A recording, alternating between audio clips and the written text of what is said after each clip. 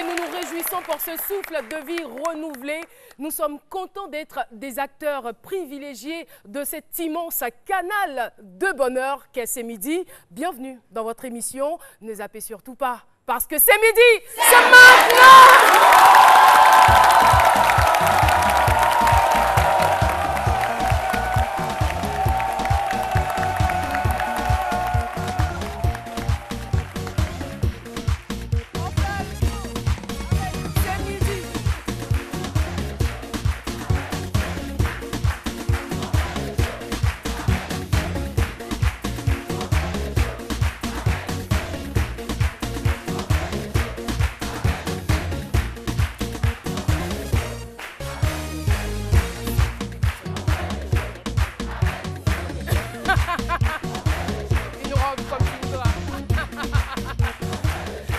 Merci beaucoup. Merci public de C'est Midi, merci pour votre ferveur, merci pour votre chaleur. Et ça démarre comme ça.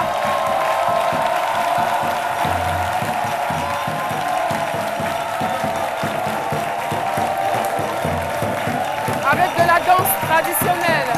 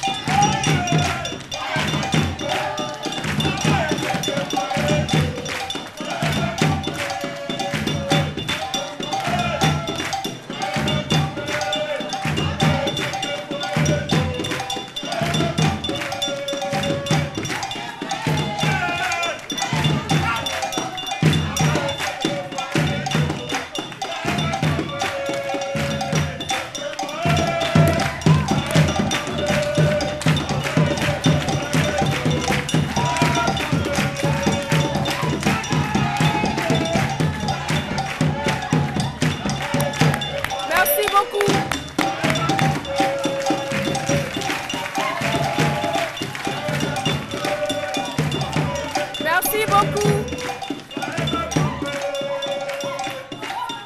Merci. On les applaudit très très fort. Merci infiniment. Eh bien, ils nous viennent de Badasso et nous recevons sur ce plateau le chef du village de Badasso, Nana Kofi Pierre Claver. Bonjour chef. Le micro s'il vous plaît. Bonjour madame. Alors, vous n'êtes pas seul sur le plateau. Je vois le porte-parole, monsieur Nguessan Kofi. Vous allez bien, monsieur Nguessan Kofi? Vous avez un petit souci? D'accord. Alors, on va vous demander de passer par ici, s'il vous plaît. Voilà. Donc, c'est tout ça, en fait. Voilà. Voici, on a bien aperçu hein, l'œuf, s'il vous plaît. L'œuf qu'il a sorti, c'est un œuf cuit. C'est un œuf cuit? Non. Ah, vous ne savez pas pour l'instant. D'accord. Alors, ce qu'on a vu là, on appelle ça le guipri. Oui, c'est bien cela. Est-ce que vous pouvez nous dire un peu de quoi il s'agit? Qu'est-ce que c'est et ça correspond à quoi? Bon, en fait, le micro, s'il vous plaît. Le guipri, dans le village Abidji, c'est une fête de résistance. De résistance à quoi? Lorsqu'on parle de résistance, quand il y a des événements malheureux, soit le malheur qui doit arriver, le DIPRI fait écarter. Tu peux être blessé tout de suite. Lorsque tu es initié pour le DIPRI, on peut t'aider, on peut faire partir la blessure. D'accord. Alors, la cérémonie va se dérouler au village Badasso, c'est bien cela? Oui. Le 18 juin. Oui, oui. Et qui est attendu? Tout le monde. On invite tout le monde. Tout le monde peut être initié? Non. Tout le monde ne peut pas être initié si tu ne demandes pas à être initié. Voilà. Si tu veux être initié, on peut t'initier. Et puis, quand le jour arrive, tu viens, tu pratiques la fête comme les autres. Et pendant cette fête, il y a des rituels, tout cela, c'est quoi? C'est une adoration, vous me l'avez dit. Oui. Vous adorez qui? Bon, on a un marigot protecteur que nous adorons. D'accord. Voilà. Et ce marigot n'est pas accessible. C'est le marigot qui est adoré? Oui, c'est le marigot qui est adoré. Donc, ce n'est pas accessible à tout le monde. Seuls les originaires du village qui sont appelés à aller au marigot. D'accord. Ben, on vous remercie. Merci d'être passé sur ce plateau. Voilà. Vous pouvez reprendre l'œuf, s'il vous plaît. S'il vous plaît. Merci en tout cas. Merci. Voilà. Tout ça, ça fait partie. C'est l'Afrique, hein. Merci beaucoup. On va les raccompagner avec de vives ovations. Merci d'être venus. On rappelle que c'est le samedi 18 juin à Badasso et je recevais sur ce plateau le chef du village, Nana Kofi Pierre Claver. Merci beaucoup.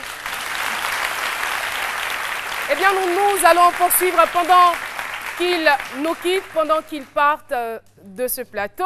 Nous allons parler d'autre chose. Voilà, c'est donc le temps pour moi de vous donner quelques bribes de ce qui va constituer les chroniques de cette émission. Ils vont profiter aussi pour vous saluer, mesdames et messieurs. On reprend les esprits et on salue Jean-Michel Ona. Merci infiniment, bonjour à tous, très bonne semaine. Je voyais en fait la grande surprise, le grand étonnement du public. Oui. Mais bon, tout ça, ça fait partie et c'est la preuve qu'à Chez Midi, on est très ouvert. Voilà. Et tout le monde a la parole. Qu'on est une émission d'émotion surtout. Alors, attendez-vous aussi à de très belles émotions avec le prochain grand rendez-vous culturel à Daoukro, le FICAD 2016 dont je vous parlerai. Et puis, on fera une petite escale touristique à Sfax, une magnifique ville tunisienne, avant de finir sur un ouvrage que j'ai dégoté pour vous. Il s'appelle Bienvenue ou encore Bienvenue à l'école des petits scribes. Il est passionnant et très, très ludique. Merci beaucoup, Jean-Michel. Nessine Brie, Dame Bien-être. Bonjour à tous. Alors, pour surmonter, supporter ces émotions, il faudrait faire le plein de vitamines. Tout à fait. Et aujourd'hui, dans ma chronique bien-être, je vais vous parler d'un aliment qu'on trouve partout, hein, partout, mais on ne se rend pas compte, ça regorge beaucoup de bienfaits. Et on va en parler dans la chronique bien-être. Merci. Et concernant les TIC, Mélie Méliane. On parle toujours d'émotions à partager. Pas d'émotions, mais d'émotions.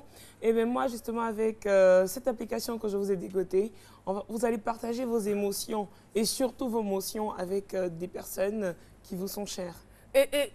Où est-ce qu'il est passé? C'est lui qui te fait vivre de vives émotions, au risque de me répéter. Vraiment, depuis ce week-end, je ne l'ai pas vu. Philo? Ouais. Quelqu'un a-t-il aperçu Philo? Vous? Où? Derrière. Philo, pardon. Hey.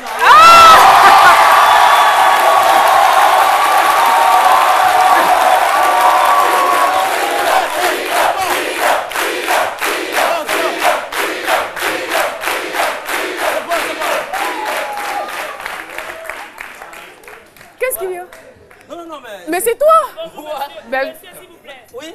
Non, c'est pas Philo. Si Philo n'est pas là, les Abidji, les gens de Banassou, là, ils vont faire émission à sa place aujourd'hui. Voilà. À part la voix.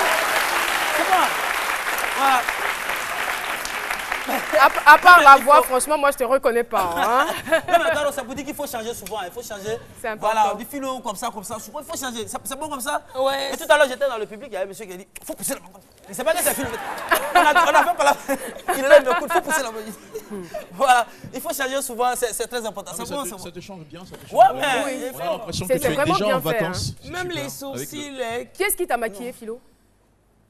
Toussaint, il est à l'INSAC. Ah d'accord, félicitations à lui. Ton gars, non? Merci beaucoup, merci, docteur Philo.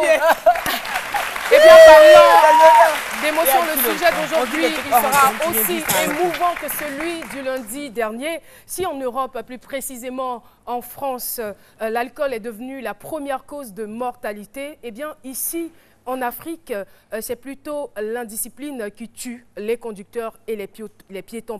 Et selon l'OMS, au moins 22 personnes meurent toutes les 60 minutes suite à des accidents de la route, soit plus de 500 000 décès par an. C'est vraiment énorme. Un chauffeur avec son téléphone au volant a failli tuer mon fils. C'est donc le thème de ce jour.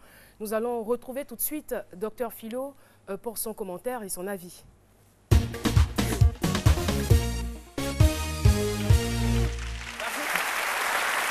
Mais avec le téléphone au volant, on a beau parler, les gens ne vont pas changer. Changez un jour, changez. Téléphone au volant, changez, changez.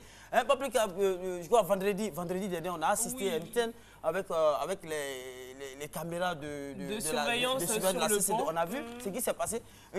3 h du matin, quand même d'ordu, il pleut, la chaussée est glissante. Tu veux prendre le virage à combien de kilomètres heure? Voilà, on a assisté à ce genre. Donc, il ne faut pas attendre chaque fois que le pire arrive pour sensibiliser. Le téléphone au volant, moi je dis qu'il va falloir prendre des mesures très braconniennes pour que les gens arrêtent. À la limite, on va dire des mesures drastiques. Drastiques pour que les gens arrêtent. Mais tu ne peux pas communiquer au volant. Hein? Comment? Tu vas communiquer? Ouais, draconienne. Oui. Mais, non, braconienne. Il faut les. Oui, mais c'est braconienne. Il faut les sanctionner comme de la manière les braconniers sont sanctionnés dans les forêts. Ce qui me plaît dans l'histoire, même quand il a tort, il ne lâche pas l'affaire. Il lâche pas l'affaire. Je ne peux pas concevoir que toi tu téléphones, tu ne sais pas quelle nouvelle on va t'annoncer. Toi tu es au téléphone en train de communiquer, on peut te dire ta femme est en train de te tromper avec ton voisin. Mais changement. Toi tu vas virer rapidement dans quelque chose. Tu peux téléphoner. Quand on a dit de payer 10 000 francs. 10 000 francs, c'est rien. Hein? Quand on a annoncé la nouvelle de payer 10 000 francs, celui qui sera suppléant téléphone au volant, l'association des chauffeurs de Baga est allée verser une caution de 20 milliards au ministère de l'Intérieur. Parce qu'eux, mais savent qu'ils ne vont pas arrêter. Et oui, une semaine après, on vous a dit, ah, votre argent est déjà fini. Ça, on a attrapé beaucoup de gens, 20 milliards est déjà fini. Donc, ça il faut prendre des mesures. Quelles sont tes sources? Je vais conclure mes propos pour dire que, si possible, parmi ces mesures-là, pourquoi pas confisquer le permis de conduire de ce chauffeur-là pendant même 10 ans. 10 années d'interdiction de conduire sur le territoire national et international. Et quand il va revenir bien vieux, il sera conscient et comme ça, il va plus bien conduire. Merci. Philo, il est très énervé en ce moment. Merci. Merci public. Pensez-vous que la loi qui condamne le téléphone au volant est-elle respectée? La question a fait l'objet de notre micro-trottoir. Écoutons. Je ne pense pas que la loi qui condamne le téléphone au volant est respectée, puisque je vois toujours les gens au volant. Les policiers les arrêtent, bon, ils prennent peut-être 1000 francs et puis bon, on les laisse partir et ça continue chaque fois. Les gens se cachent pour appeler toujours et puis ils sont toujours au volant. Donc ça fait qu'il y a toujours d'accidents. Sinon normalement les corps habillés doivent faire leur travail, c'est eux qui sont là pour ça, mais on ne les voit pas, les gens sont toujours au téléphone en train de rouler.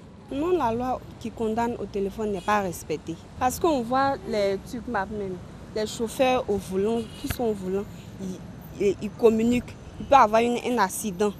Donc, mon cher, n'est pas respecté. Les gens ne respectent pas cette loi.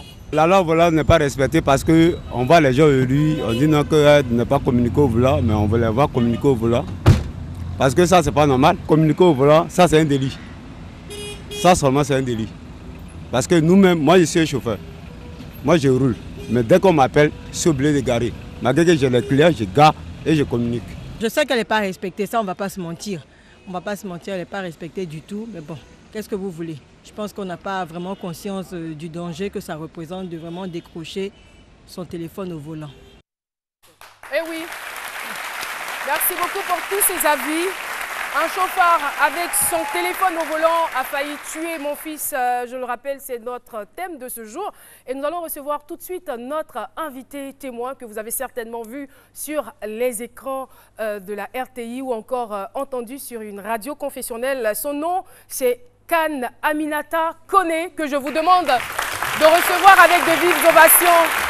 Madame Kane Aminata Kone, qui est notre invitée du jour.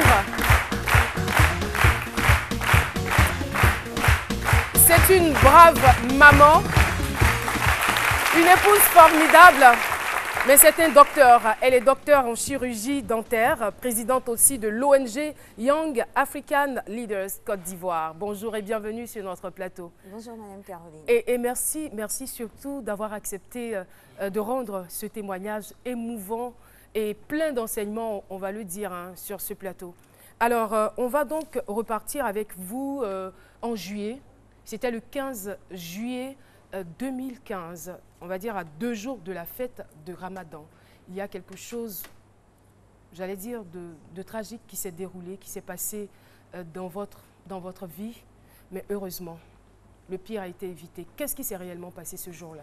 Alors, ce qui normalement devrait être une journée comme les autres, finalement, c'est avéré être une des journées les plus difficiles, je dirais, de notre vie, de la vie de notre famille, et même de la vie de la communauté tout entière.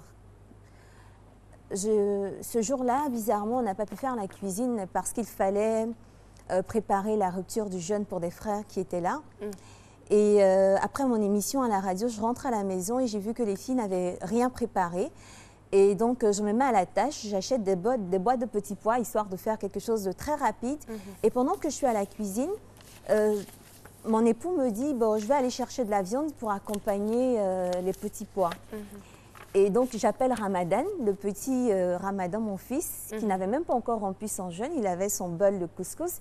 Et je lui dis, s'il te plaît, suis ton papa et prends du pain, tu viens avec. Et pendant que je les attendais, j'ai mon petit neveu qui arrive à la maison, le cousin de Ramadan. Tanti, ami, on dit de te dire que vois-tu à cogner Ramadan. Donc, avec tout le français qui caractérise un enfant de 10 ans. Je dis, tu dis quoi? On dit de te dire que vois-tu à cogner Ramadan. Je dis, qui t'a envoyé? En ce moment-là, quelle est votre réaction? Quels sont vos sentiments? Qu'est-ce qui se passe en 10 secondes dans votre vie? En 10 secondes, je me dis, tant que je n'ai pas de raison de m'affoler, je n'ai pas à m'affoler.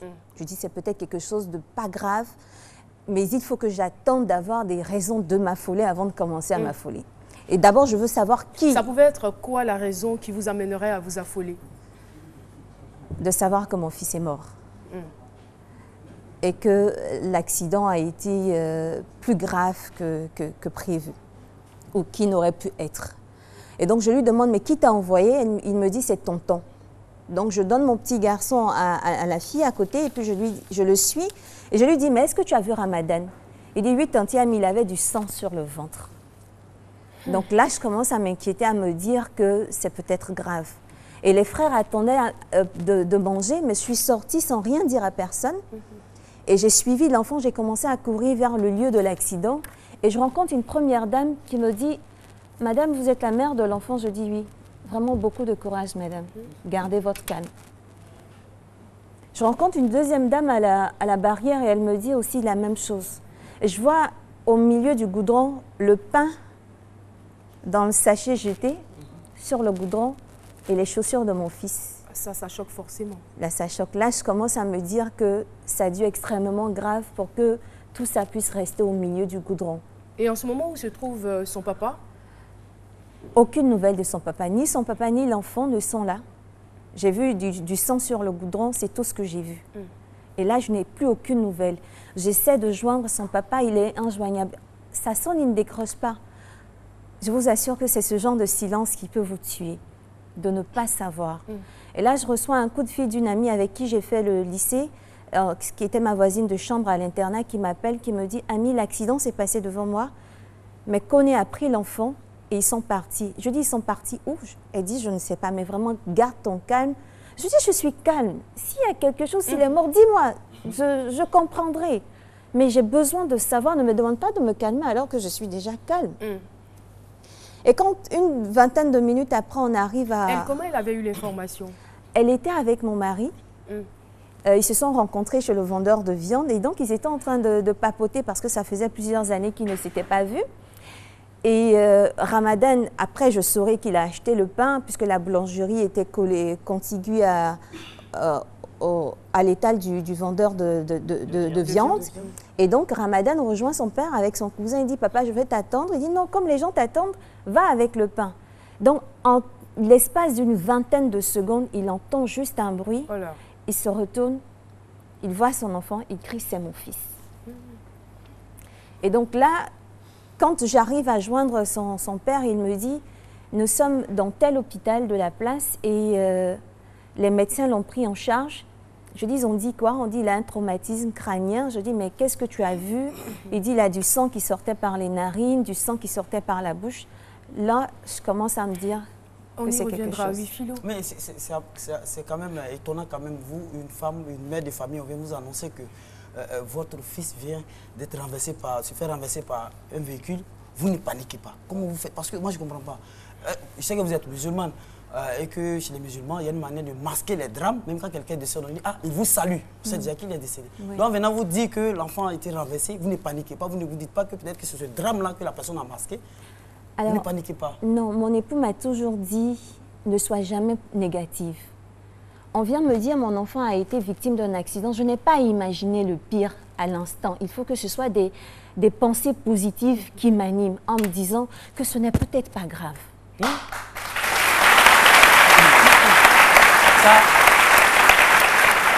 Très grande leçon déjà qu'on tire à mi-parcours de notre échange. Elle a su garder son calme. Tout de suite, nous allons partir pour quelques réactions au niveau des réseaux sociaux. Myliam. On a Hervé Casso qui dit « Ce chauffeur doit être frappé au maximum parce qu'il a failli. S'il avait cogné là, on devait le cogner aussi pour qu'il sache combien de fois l'accident est douloureux. » En tout cas, l'internaute, pour l'instant, je veux dire, c'est certainement les réactions d'hier, pour l'instant, ne sait pas, par rapport au thème, que l'enfant avait été percuté par le véhicule. Oui. Alors, on parle de faillir, en fait. Il a failli ôter la vie. Donc, parce qu'il a failli ôter la vie, on doit le frapper au maximum. Et c'est la solution. Bon, ça, c'est Hervé Casso, c'est son avis. D'accord. Ensuite, on a Innocent Makotio qui dit « Tout cela est à la base de tous les accidents en Côte d'Ivoire, le téléphone au volant. Alors, nous remercions le bon Dieu, car l'essentiel, ton fils vit encore. Mais nous demandons à l'État de Côte d'Ivoire de prendre des mesures plus rigoureuses contre ces pratiques. » Et Yoda Zerbino Ali qui dit « Dieu merci, c'est failli, rendons gloire à Dieu avant tout. » Merci beaucoup pour vos différentes réactions. Alors, Madame Kane, on revient à l'état de l'enfant. Toujours, on est au 15 juillet. On est au 15 juillet. À quel moment vous avez des nouvelles de l'enfant et qu'est-ce qu'il dit, le père? Alors, quand j'arrive, son père n'a pas plus d'informations que cela. Et 1h30 environ après, il y a un premier médecin qui sort, qui nous dit « On a pu stabiliser l'enfant, mais je ne vous cache pas qu'il a perdu pratiquement toutes ses dents. Il a eu plusieurs fractures au visage, au maxillaire, mais ça va, il est stabilisé. » Mais je n'ai toujours pas vu l'enfant. Vous êtes du corps, vous êtes dentiste et vous savez l'importance des dents. Alors, quand vous apprenez ce genre de nouvelles, je veux dire, c'est quoi la réaction et c'est quoi la pensée qui vous anime tout de suite? La première question que j'ai posée au médecin, c'est de savoir s'il avait des lésions cérébrales. Parce que l'une de mes craintes, c'était de savoir si j'hériterais d'un enfant qui allait être une loque humaine. Ça, c'était ma première inquiétude. Et la deuxième inquiétude, c'est quand vous voyez cette image de toutes ces dents qui sont parties, vous vous dites, est-ce que mon enfant sera défiguré? Donc, c'était mes deux principales inquiétudes. Et donc, là, vous vous montrez très franche, hein, parce qu'on peut avoir des enfants qui viennent avec des malformations ou des enfants qui ont des insuffisances, mais on finit par les aimer, et on a l'obligation de les aimer. Mais vous, dans votre cas, c'est que votre enfant était il avait toutes ses facultés au complet et en l'espace d'une heure, il devient quelqu'un d'autre. Exactement. Voilà. Exactement. Donc ça, c'était vraiment l'une de mes inquiétudes. Et quand donc à 22 h, on nous autorise enfin à le voir, que je vais voir l'enfant, le visage de Ramadan tout ensemble, je vous assure que j'ai passé toutes ces 2 heures-là à pleurer. J'étais inconsolable à l'hôpital. J'étais vraiment inconsolable parce que là, j'avais maintenant des raisons de m'alarmer. Et j'ai vu ces dents dans un bol métallique, le haricot qui était là, des dents entières avec des fragments d'os et des morceaux de dents. Donc j'ai dit à l'infirmière, est-ce que je peux récupérer ces dents? Parce que je suis dentiste. Et donc elle en informe le médecin urgentiste qui m'appelle maintenant du côté, qui me dit « Madame, j'ai appris que vous êtes dentiste ». Je dis « Oui, je le suis ». Il dit « Bon, je vais être franc avec vous.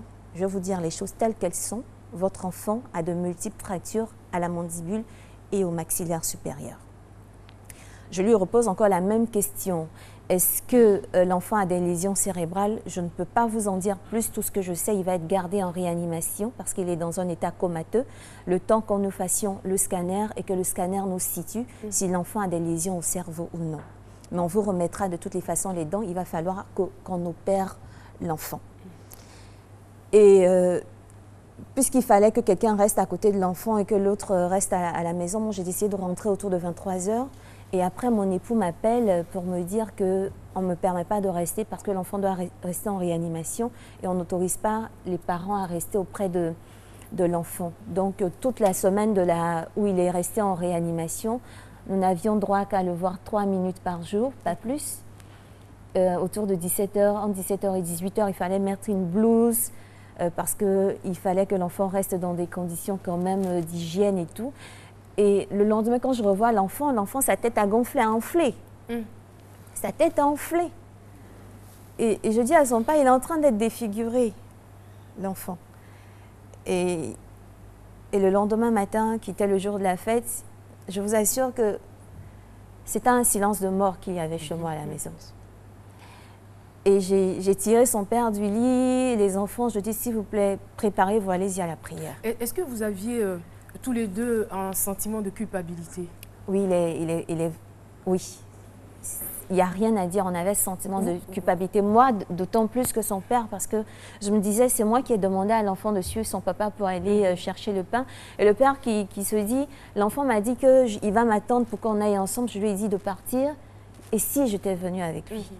Et si j'étais partie avec lui ou si j'avais demandé de rester avec moi et de m'attendre? Mais là, c'est en même temps l'occasion de dire aux parents, c'est vrai qu'il est important quand même d'être vigilant et très prudent, mais on n'est jamais responsable des accidents. On n'est jamais responsable de ce qui peut arriver à l'enfant, parce que même étant à la maison, on ne le souhaite pas, mais il aurait pu se produire un accident domestique.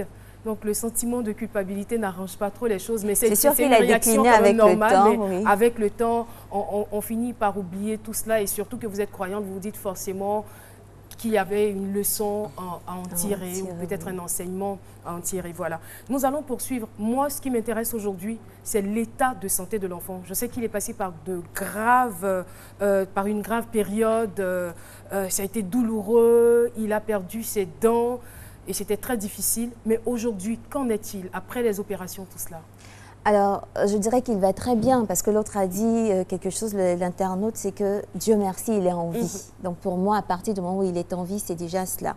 Deuxièmement, ma deuxième crainte, qui était l'une de mes craintes qui était relative aux lésions cérébrales, le scanner a montré que son cerveau est on ne peut plus normal. Donc ça, c'est une première crainte qui a été donc apaisée. La seconde crainte qui était relative au fait que l'enfant soit défiguré, Dieu étant Dieu, il a eu ces 2 fractures au niveau de la mandibule ici. Et la plaie était ouverte en dessous du menton. Et c'est par cette plaie que les médecins, les chirurgiens sont intervenus. Du coup, la cicatrice est sous le menton et pas visible. Donc vous regardez l'enfant, vous ne pouvez pas vous imaginer qu'il y a une 4x4 qui l'a percuté à la tête. Est-ce que vous savez que notre héros est ici avec nous dans ce studio? Ramadan qui va nous rejoindre, il est de l'autre côté. Ah, viens par ici. C'est mon champion. Comment vas-tu? Ça va bien, hein? D'accord. Alors, justement, moi, je souhaiterais savoir, avec tout cela, est-ce qu'il a pu... il a pu aller à l'école parce qu'il venait à peine d'avoir l'entrée en 6e. Alors, contre mon avis, parce que moi je voulais qu'il reste se reposer à la maison, il m'a dit non maman, je veux partir à l'école. Donc il est parti, tant bien que mal entre les visites médicales, les maux de tête, les douleurs dentaires et tout, il a quand même réussi à décrocher sa place pour passer en 5e. Apparemment, il s'est rétabli rapidement. Hein. Très rapidement, Caroline, vraiment très rapidement. Et c'est vraiment pour moi, permettez-moi, de remercier tous les internautes, ces parents de Ramadan, ces mamans, ces tontons, ces oncles de Ramadan que je ne connais pas. Les gens ne sont pas toujours méchants. Il y a des bons qui sont là, qui vous soutiennent dans les périodes difficiles. Et je vous assure, Nessie me comprendra, je disais « I wonder if I deserve so much love ». savez, je me suis posé la question. Moi aussi, de savoir... on vous comprend. Hein. Je me suis posé la question de savoir si je méritais autant d'amour que j'ai reçu de la part des gens. Je vous assure, des personnes que je ne connais pas à travers le monde qui ont été touchées par l'histoire de Ramadan, parce que nous avons créé une page Facebook de sensibilisation contre le téléphone au volant. Des personnes mais vraiment extraordinaires qui ont prié, qui ne sont même pas de la même confession religieuse que moi, mais je vous assure qui ont prié parce que c'est un enfant, parce que c'est un humain et qui nous ont montré qu'il y a des raisons d'espérer qu'on peut ensemble faire des miracles. Et ce cas, c'est un miracle. Et c'est tellement bien dit. C'est cet humanisme que nous recherchons aujourd'hui avec ce monde qui est malheureusement en pleine décadence. Il va falloir se ressouder les coudes. Il va falloir être solidaire. Il va falloir se préoccuper de la vie de l'autre, protéger la vie de l'autre. Parce qu'effectivement, ce chauffard a failli lui ôter la vie, mais Dieu lui a gardé la vie. Et c'est parce que sa vie lui a été préservée qu'on parle de solutions. C'est la vie qui permet de trouver des solutions. S'il n'était pas en vie, on ne serait pas allé à l'hôpital chercher des solutions. Et c'est l'occasion aussi de remercier tous les médecins qui font bien leur travail. Il faut qu'ils aient de plus en plus la conscience professionnelle. Il faut qu'ils se rappellent du serment d'Hippocrate qu'ils ont fait. Voilà, donc c'est très important. Et notre héros se porte bien. Mais justement, qu'en est-il du chauffard? Je ne sais même pas à quoi il ressemble, ce chauffard. Comment? On n'est pas cherché à le voir. Comment vous avez su qu'il était au téléphone? Exactement. Et c'est là où vous voyez la puissance des réseaux sociaux. Quand l'accident a eu lieu vers 19h, à 19h08, il y a une jeune dame qui était témoin, qui fait une publication dans le groupe Marre des chauffards. Marre des chauffards. Et donc, qui publie qu'il y a à l'instant un enfant qui vient d'être percuté par un chauffard qui était au téléphone. Et moi, c'est le lendemain, quand les gens ont commencé à recouper les informations, que je suis informée qu'il y a une telle publication, les gens ont commencé à mettre RIP pour l'enfant, lui dire qu'ils soutiennent la famille et il y a quoi à la famille. Il était pris pour mort. Il était pris pour mort. Quand ils l'ont soulevé, l'enfant était mort. Et je vous assure, j'ai senti ça dans le regard des femmes qui m'ont dit, Madame, beaucoup de courage, gardez votre calme. Ils ont vu un enfant mort, mais Dieu me l'a rendu vivant. Et c'est là que je suis. Et c'est cette dame qui, à travers son témoignage, qui a été donc recoupé, une femme au Canada contacte ma cousine au Canada qui lui dit il y a une publication, il me semble que c'est l'histoire de ton neveu, tag ami pour qu'elle puisse aller s'enquérir. Donc là, je lis les commentaires, je dis Dieu merci, l'enfant n'est pas mort, mais il est en réanimation, continuez de prier, il va être opéré et tout. Mais je vous donnerai des informations au fur et à mesure. Et c'est cette dame qu'on a pu retrouver et dont son témoignage a été inclus dans le dossier de PV de constat de l'accident de Ramadan. Et cette femme, vraiment, je voudrais la remercier parce que voilà quelqu'un qui a dit « Je n'ai jamais enfanté, mais quand j'ai vu l'accident de Ramadan, j'ai ressenti les douleurs de l'enfantement. Et Ramadan, c'est plus ton fils, tu n'es qu'une mère porteuse, Ramadan, c'est mon enfant. Et je viendrai te le prendre. » Merci beaucoup, merci pour ce joli témoignage. À la fois émouvant. Alors, ce que je veux savoir, qu'est-ce qui vous a réellement motivé à partager ce témoignage avec tous nos téléspectateurs? J'ai fait un premier témoignage seulement 4 jours après l'accident de Ramadan parce que pour moi, il fallait sensibiliser sur la dangerosité du téléphone au volant. Lorsque vous regardez votre téléphone, lorsque vous conduisez, demandez-vous qui regarde la route. Nous sommes en vacances, ça s'est passé l'année dernière pendant les vacances. Il y a des enfants qui traversent la route, vous avez des piétons qui traversent la route, il faut penser à eux, se dire que en réalité, derrière chaque blessé, vous avez plusieurs vies qui sont blessées et qui ne seront plus jamais pareilles. Il ne faut pas que, parce qu'un coup de fil peut attendre, un SMS peut attendre, mais jamais la vie des gens. Donc, il ne faut pas qu'en décrochant votre téléphone au volant, vous transformiez votre voiture en arme de destruction massive. Merci. C'est pour cela que nous infiniment. avons fait ça.